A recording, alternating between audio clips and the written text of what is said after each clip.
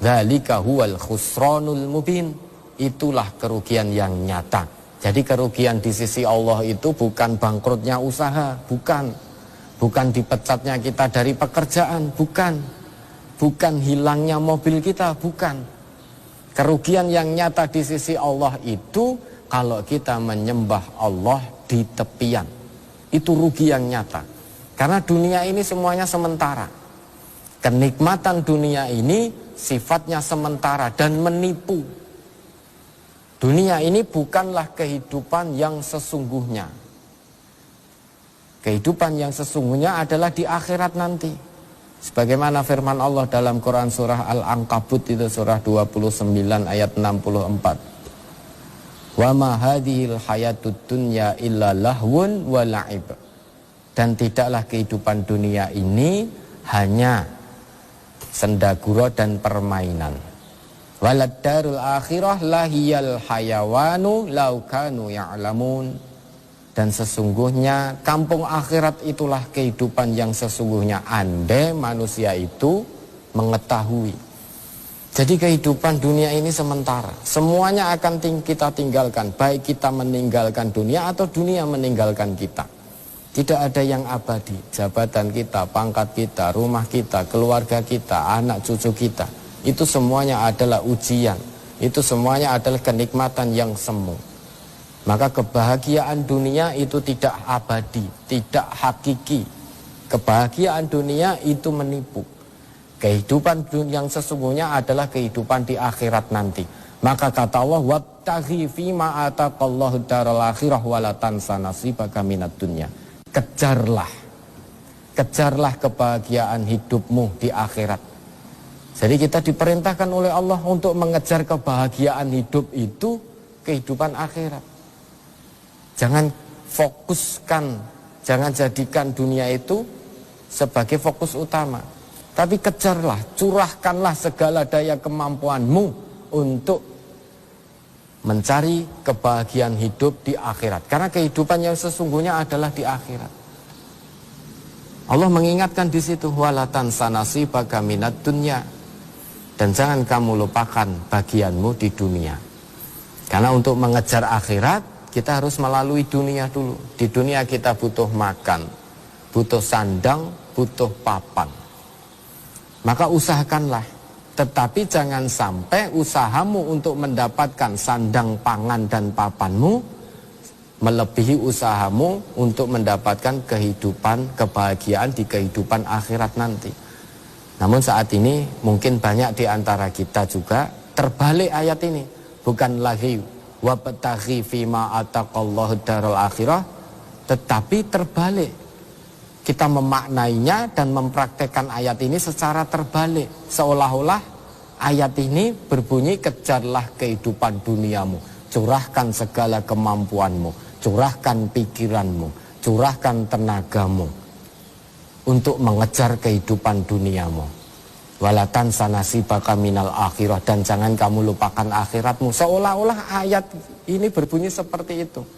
Kalau kita cocokkan dengan perilaku harian kita, maka seolah-olah ayatnya terbalik bunyinya. Padahal tidak. Kita sendiri yang membalik ayatnya, maknanya.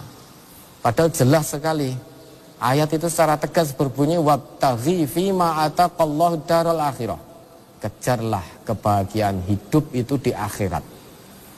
Kehidupan dunia hanya jangan kamu lupakan. Maka banyak di antara kita yang justru terbalik memaknai ayat ini.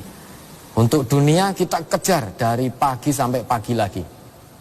Bukan hanya sebatas banting tulang, bahkan sampai banting daging juga kita untuk mengejar kehidupan dunia kita dari pagi sampai pagi lagi.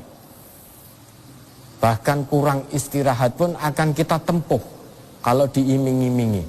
Nanti kalau kamu lembur dari jam sekian sampai jam sekian, maka akan aku tambah gajimu sekian ratus ribu atau sekian juta. Dalam kondisi kita kurang enak badan pun akan kita tempuh itu. Karena sudah dijanjikan akan mendapatkan rupiah. Padahal rupiah itu menipu. Semu kebahagiaan. Tetapi banyak di antara kita yang melakukan itu. Tetapi kalau iming-iming itu datangnya dari Allah, tunaikanlah perintah Allah, tunaikanlah perintah Rasulku, jauhi laranganku, jauhi larangan Rasulku. Tapi justru kita mengabaikan, perintahnya kita tinggalkan, larangannya kita amalkan. Padahal iming-imingnya bagi orang yang menaati perintah Allah dan Rasulnya, meninggalkan larangan Allah dan Rasulnya tidak main-main. Iming-imingnya, hasilnya adalah surga, kenikmatan yang abadi, kebahagiaan hidup yang hakiki, akan bahagia selama-lamanya. La yamutuna fiha wa la yakhrujuna minha. Tidak akan mati lagi di situ dan tidak akan pernah keluar selama-lamanya. Jadi kenikmatan yang akan kita dapatkan di surganya Allah nanti luar biasa. Dunia ini tidak ada apa-apanya. Bahkan kata Allah, dunia ini tidak lebih berharga dari sehelai sayap nyamuk. Itu kata Nabi kita. Kata Nabi kita. Bahwa kehidupan dunia ini dengan segala kemewahan dan gemerlapnya tidak lebih berharga di sisi Allah daripada sehelai sayap nyamuk. Laukanatid dunya indallahi ta'dilu janaha ba'udah masaqallahu kafiran minha syarbata ma. Itu kata Nabi kita. Andai kata dunia ini sebanding di sisi Allah dengan sehelai sayap nyamuk, maka Allah tidak akan berikan orang-orang kafir walau seteguk air, walau setetes air. Tapi yang terjadi apa? Faktanya bukan hanya setetes dua tetes, bergentong-gentong malah orang kafir ini. Sampai kemelekeran dalam bahasa Jawanya. Bukan hanya setetes dua tetes, nikmat yang Allah berikan kepada orang kafir luar biasa. Maka banyak orang kafir yang saat ini karena usahanya itu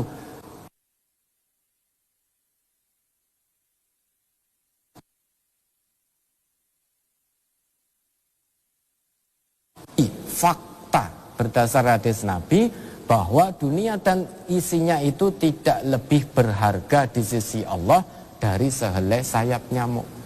Kalau ternyata sebanding ta'dilu, sebanding nilainya di sisi Allah, kehidupan dunia dan sehelai sayap nyamuk itu sebanding nilainya di hadapan Allah, di sisi Allah, kata Nabi, Allah tidak akan berikan orang kafir walau setetes air pun. Semuanya akan diberikan oleh Allah kepada orang yang beriman. Semuanya. Tetapi yang kita lihat justru saat ini orang kafir itu banyak yang lebih kaya daripada orang Islam. Karena kesungguhannya. Tetapi ingat, orang kafir itu ya bagiannya hanya sebagian kecil di dunia ini. Di akhirat, wa ma lahum fil akhirati min nasib. Dia di akhirat tidak mendapatkan bagian apapun. Nah, kita harus bersyukur. Kita sebagai orang yang beriman, kita mendapatkan bagian kita di dunia sesuai dengan usaha kita, dan di akhirat dijanjikan oleh Allah dengan kebahagiaan yang luar biasa. Nah, kita harus mensyukuri ini. Jangan sampai kita kufur nikmat. Iqna' bil qalil ya'tikal katsir. Syukuri yang sedikit, pasti Allah akan datangkan lebih banyak. Lebih banyak ini bisa lebih banyak secara zat dan berkahnya, atau lebih banyak berkahnya meski zatnya sedikit. Kalau zatnya sedikit tetapi full penuh dengan berkah, maka akan cukup. Meski zatnya, hartanya melimpah, tapi berkahnya nol, nihil, tidak akan cukup. Maka iqna' bil qalil ya'tikal katsir. Qanaah, sifat qanaah harus kita miliki kalau kita ngaku beriman kepada Allah dan Rasulullah. Harus kita miliki sifat qanaah. Jadi mensyukuri nikmat yang Allah berikan meski sedikit. Kita betul-betul bersyukur karena Allah, maka Allah akan datangkan, curahkan limpah nikmat yang berlipat ganda. Berlipat ganda baik secara zatnya maupun secara berkahnya.